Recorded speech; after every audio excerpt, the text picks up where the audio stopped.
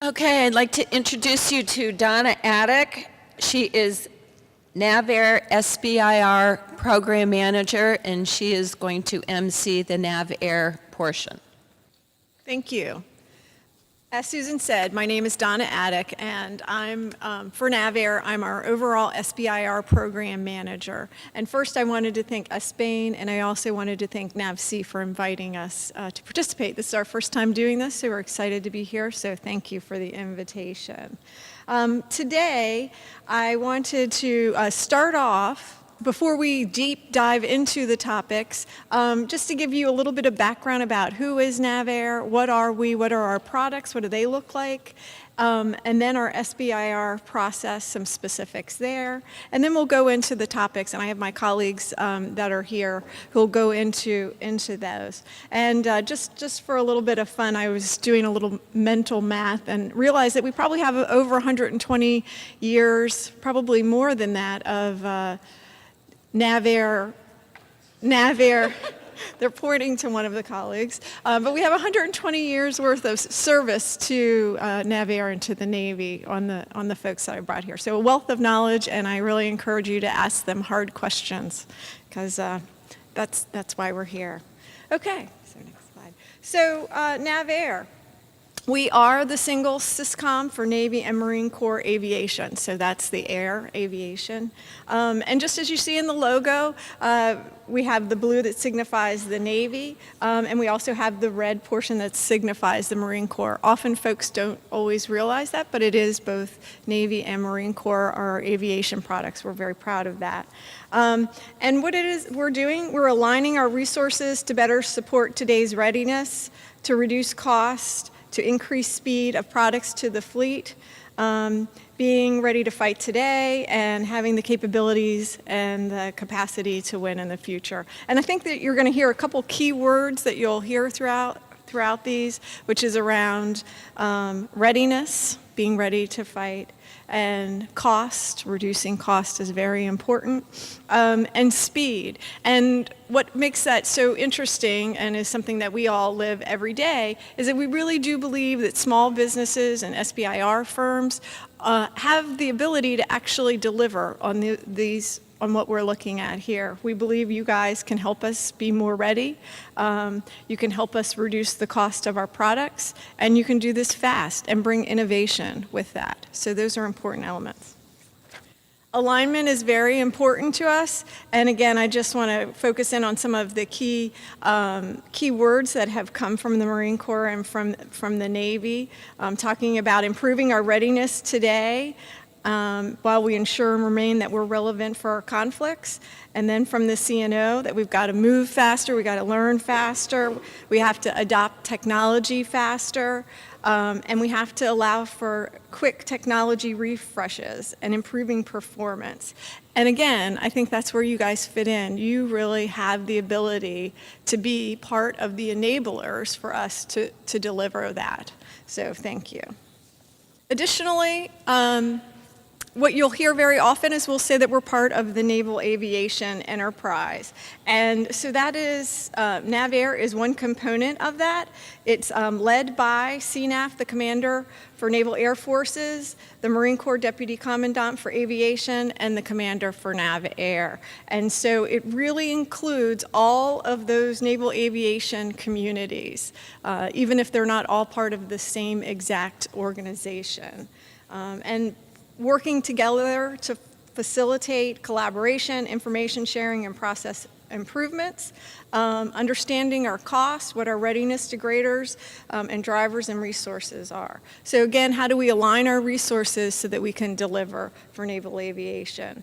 And in many cases, the research that we do is aligned to those naval aviation enterprise goals as well as their strategic thrusts. So I wanted to give you a little bit of a snapshot of what NAVAIR looks like, and I also realized for those of you who have not worked with NAVAIR, we have our own language, imagine that. And you'll hear us say words or organizations, and you probably won't know what those are. So I'm hoping as we go through this, I'll give you a few of the decoder ring here so that when we talk in some of our speak, you'll have some context by which to understand that. And it will help you also to understand relative to the specific topics. So NAVAIR is an organization. We do full life cycle management. So really from early on requirements and ideas to getting to material solutions where we're actually doing T&E, S&T, doing technology maturation and development, manufacturing, production, and then ultimately operations and support. And I think many times folks believe that when you're doing S&T programs and that we're always over on the left-hand side. But quite frankly, we have a lot of our products are old and they've been around for a long time, and we're actually maintaining them. And so there's a lot of S&T that can be introduced in those last two, in the production as well as the operations and support. And the predominance of the funding that's required, our total ownership cost, is over on the right. So that's a opportunity-rich environment over there. So don't think it's always got to be a brand new program. Those programs that are out there in sustainment, they are certainly eligible. And again, we're looking for reducing cost, affordability, and sustainability. So if you can help keep the readiness up, those are important. As an organization, just people-wise, we have about 36,000 people across the country. We have our organizations are physically located kind of on an East Coast hub and a West Coast hub. Our headquarters, which contains our program executive offices, most of our program executive offices and our program management offices are located at Pax River. And then we have warfare centers. We have an East Coast hub, which includes, and I'll go into more detail on this, but we have sites at Lakehurst, New Jersey, at Patuxent River, Maryland, at Cherry Point, at Jacksonville, and Orlando, Florida. And on the West Coast, we have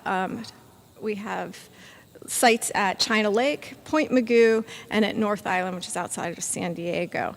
Our main products are in the area of tactical aircraft, air ASW, assault and special mission, unmanned aircraft and strike weapons, and then we have common systems, mission systems, training, and launch and recovery systems. Okay, we'll go into a little more detail, but just so you can see geographically where we are and what we have there.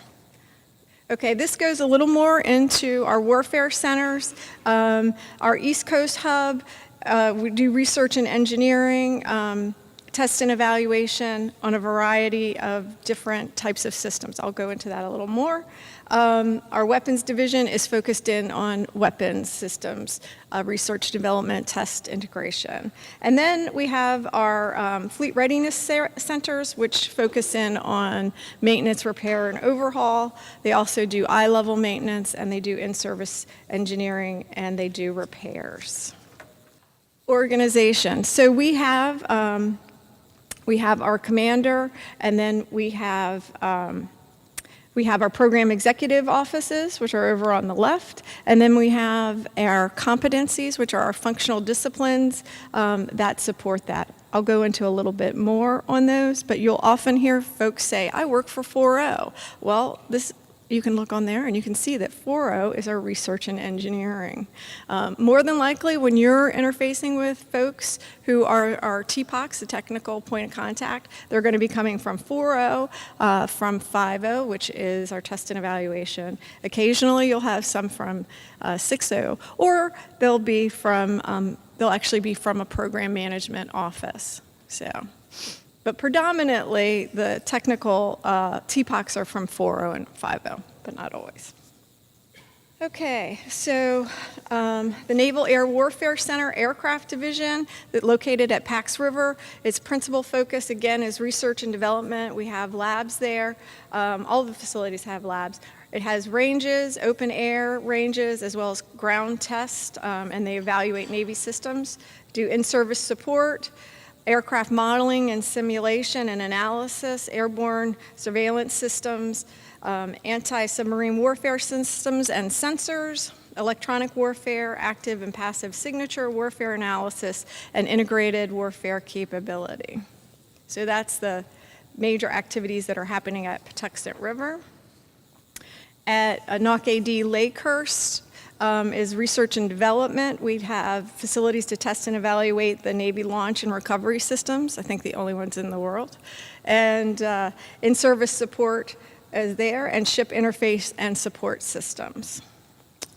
In Orlando, we have our training systems division, and their focus is on research and development, human performance simulator systems, training and training systems, and facilities to test and evaluate those training and simulation systems. Okay. In the weapons division, again, is on the West Coast. Research and development facilities, they have ranges and facilities to test and evaluate all of our weapon systems. They're doing in-service support, missiles, free-fall weapons. They do weapon systems integration, electronic warfare, land and sea ranges, non-lethal weapons, and they're doing a lot in the unmanned systems area as well. Our Fleet Readiness Centers, the commander for that, delivers effective and efficient flight line readiness through a globally managed, responsive, and integrated sustainment system. So once we've developed a system and it's been tested and introduced to the fleet, and it needs to go in for either depot level or in some cases intermediate level maintenance or maintenance, repair, and overhaul, as well as in-service engineering. That is done at those Fleet Readiness Centers that we have across the country and also in Japan. They really have their focus is on readiness and on affordability. Okay, and we actually do research there. I will tell you, it's very interesting. We started a pilot with the Navy a few years ago to try to introduce some SBIR technologies that were already more mature. As Dick was talking about reach back. And we've been successful in doing that. So they actually are on a path now where they go in and they data mine for existing SBIR technologies that are at a high technology readiness level, that they can, with some typically pretty minor little level of technology maturation, get those up to a level where they can actually integrate those into the Fleet Readiness Center. So very successful. And again, as I said, it's not always all the stuff on the very beginning of the process, but a lot of work can be done once we actually have a product that's in operations and maintenance. So don't forget that part of the life cycle. Okay, so what is NAVAIR? So we talked about competencies. Again, this is organizationally how we're aligned, where we have folks who are in communities of practice around that with the people and the processes and tools so that they can support the mission that we have. And we run these by code. So 1.0 is program management, 2.0 is contracts, 4.0 is research and engineering, 5.0 is test and evaluation, 6.0 is our logistics and industrial support, 7.0 is our corporate operations, 10.0 is comptroller, and 11.0 is legal. So again, if you hear someone saying, my competency, it's that portion of the organization that they fit in. And then, of course, you'll hear in 4.0 we have lots of departments, and so we'll go into a little bit of that as I introduce some of our other speakers around the functional disciplines. But those are the competencies, okay? Again, products. We're fixed wing, rotary craft, unmanned systems, aviation systems, and weapon systems. Okay, those are our major product lines. And so there's so for each one of our program executive offices, they have PMAs, which stands for Program Management AIR, that's the A, and then there's a number associated with it. And then from that, they have major platforms or systems that are under that. So for example, PMA 231 has the E2 and the C2 aircraft under that, the Hawkeye. And these are the organizations that are sponsoring and will be the transition where your products, where an SBIR would typically transition to. So when you see our description of the topic and it says primary sponsor, as we go in at the very beginning, the program offices and the PEOs, we go through a vetting process whereby they are determining what their needs are. They're letting what the needs are and where they would like to have research done, and then we look at potential topics that match those.